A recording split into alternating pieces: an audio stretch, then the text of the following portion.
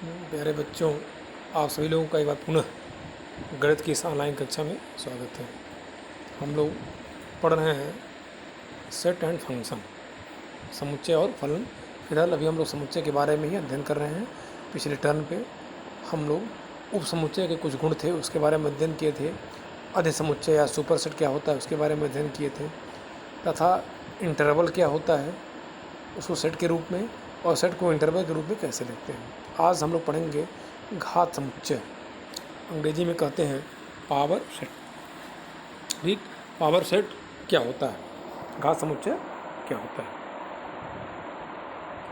घात समुच्चय तो हम जानते हैं कि यदि मान लीजिए कोई समुच्चय ए है तो उनके जितने सभी संभव उप समुच्चय हैं उनको लिख लिया जाए और उनका समुच्चय बना लिया जाए। तो इस प्रकार जो प्राप्त समुच्चय होता है वह दिए हुए समुच्चय ए का घात समुच्चय कहलाता है। जैसे देखिए एक परिभाषा लिखा हुआ है, समुच्चय ए के सभी उप समुच्चयों का समुच्चय ए का घात समुच्चय कहलाता है।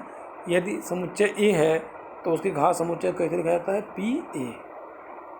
ठीक, गणितीय भाषा में पी ए बराबर, ठीक है ना, curly bracket x such that x subset of ए।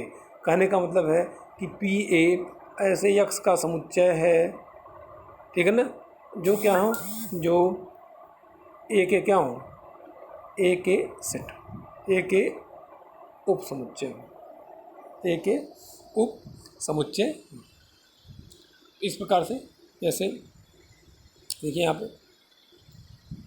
जैसे यदि यहाँ लिखा हुआ है ए बराबर है 1 2, कह रहा है इसका पावर सेट लिखना है या घात समुच्चय लिखना है, तो सबसे पहले क्या करेंगे, एक उप समुच्चय 5 हो जाएगा, 1 हो जाएगा, 2 हो जाएगा और 1 कॉमा 2, क्योंकि जानते हैं कि रिक्त समुच्चय हर दिए हुए समुच्चय का उप समुच्चय होता है। ठीक है ना, तो सबसे पहले सभी उप समुच्चय लिख देंगे और उनका समुच्चय बना लिए। देखिए उनका समुच्चय बना लिए, तो किसी दिए हुए समुच्चय के सभी उप समुच्चयों का समुच्चय घात समुच्चय कहलाता है, ये पी हो जाएगा। ठीक है, अब मान लिया कि यदि किसी समुच्चय में, देखिए यहाँ नोट के रूप में लिखा हुआ है, यदि किसी समुच्चय ए में अवयवों की संख्या n है तो उसके घात समुच्चय में अवयवों की संख्या कितनी होगी, 2 पे घात n होगी। जैसे ऊपर वाले में देखा जाए कि यदि किसी समुच्चय में अवयवों की संख्या यहाँ कितनी, अवयवों की संख्या 1 और 2 है, तो इसमें क्या है, घात समुच्चय में, तो घात समुच्चय में 2 पे घात 2 हो जाएगा, ना हो जाएगा 4, देखा है 4 आ रहा नहीं आ रहा, 1 2 3 4। ठीक, इस प्रकार यदि किसी दिए हुए समुच्चय में अवयवों की संख्या n है तो उसके घात समुच्चय में अवयवों की संख्या 2 पे घात m आता भी है। एक समुच्चय दे देता है और कहता है इसका घात समुच्चय लिखिए, तो ऐसे हम लिखेंगे। ठीक, अगला हम लोग का टॉपिक है समष्टीय या सार्वत्रिक उप समुच्चय, अंग्रेजी में कहते हैं यूनिवर्सल सेट। यूनिवर्सल सेट पहले परिभाषा देख लिया जाए, कह रहा कुछ दिए हुए समुच्चयों में वह समुच्चय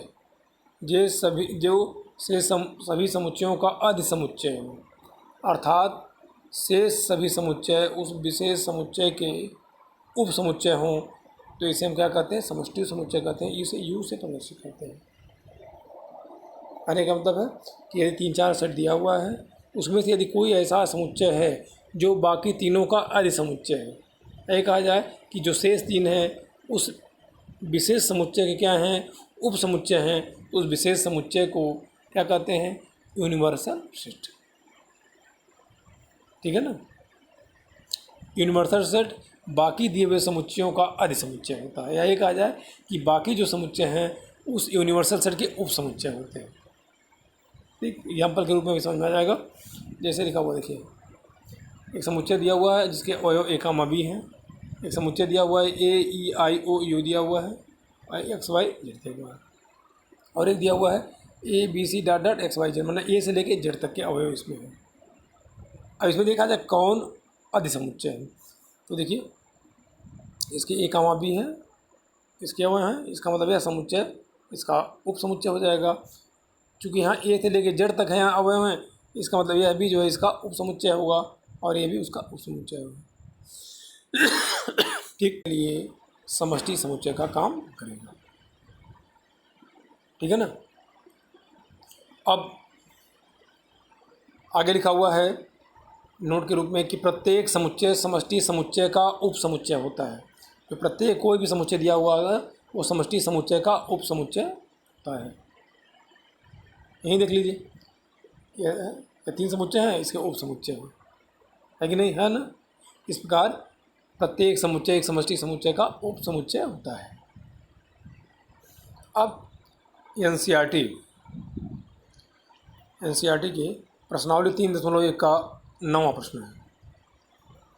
समुच्चय ए दिया हुआ है, उसके अवयव 1, 3, 5 है। समुच्चय बी है 2, 4, 6 उसके अवयव हैं। सी है 0, 2, 4, 6, 8 है।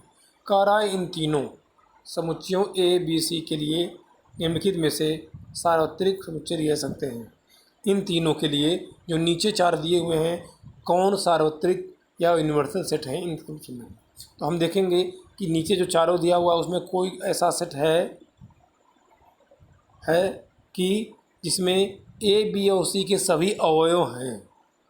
ऐसा सेट इसमें ए बी और सी के सभी अवयव, ध्यान देना है, ए के बी के और सी के सभी अवयव होंगे, वही ए बी सी के लिए समष्टि समुच्चय होगा। अब पहले वाले में देखिए, पहले वाले में पहले के अवयव क्या है, 0, 1, 2, 3, 4, 5, 6। ठीक है, देखिए 8, तो सी का एक अवयव 8 है वह इसमें नहीं है, इसका मतलब है उसके लिए ए बी सी के लिए समष्टि समुच्चय नहीं होगा, 5 होगा ही नहीं। तीसरा वाला देखा जाए, तीसरे के अवयव क्या हैं, 0 से लेकर के 10 तक के हैं, 10 तक है अवयव। ए के अवयव 1, 3, 5 है वो इसमें है। बी के अवयव 2, 4, 6 वो भी इसमें है।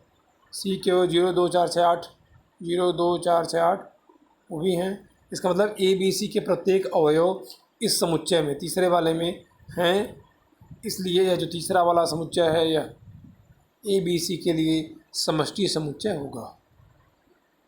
ठीक, चौथा देखा जाए, चौथा में 0 किसका अवयव है, 0 सी का अवयव है, लेकिन 0 इसका अवयव नहीं है, अतः यह भी जो है समष्टि समुच्चय नहीं होगा। इस प्रकार से प्रश्न आता है कि समुच्चय 3, 4 दिया रहेगा और पूछेगा कि इसमें कौन इसके लिए 3 दिया रहेगा या अलग से कोई समुच्चय दिया रहेगा कि समष्टि समुच्चय होगा कि नहीं होगा। तो हम देख लेते हैं कि जो ए बी सी दिया हुआ है उसके प्रत्येक अवयव क्या दिए हुए समुच्चय के में हैं कि नहीं हैं, या ये कहा जाए कि वह तीनों समुच्चय एक दिए हुए समुच्चय के उपसमुच्चय हैं कि नहीं हैं। यदि हैं तो वह दिया हुआ जो समुच्चय है वह समष्टि समुच्चय होगा। ठीक है ना। इस प्रकार से हम समष्टि समुच्चय के बारे में अध्ययन किए और देखेंगे कि यदि आप देख लीजिएगा कि एनसीईआरटी के प्रश्नावली में या एग्जाम्पलर में कोई प्रश्न दिया हो तो उसको हल कर लीजिएगा। तो फिलहाल हम लोग यहाँ पढ़े क्या, घात समुच्चय, घात समुच्चय कैसे ज्ञात करेंगे, कैसे लिखेंगे, और समष्टि समुच्चय क्या होता है, और उससे संबंधित कुछ प्रश्न हल किए। आगे की वीडियो में हम लोग देखेंगे कि समुच्चय को, समष्टि समुच्चय को वेन डायग्राम द्वारा या वेन आरेख द्वारा कैसे निरूपित किया जाता है। ठीक है ना।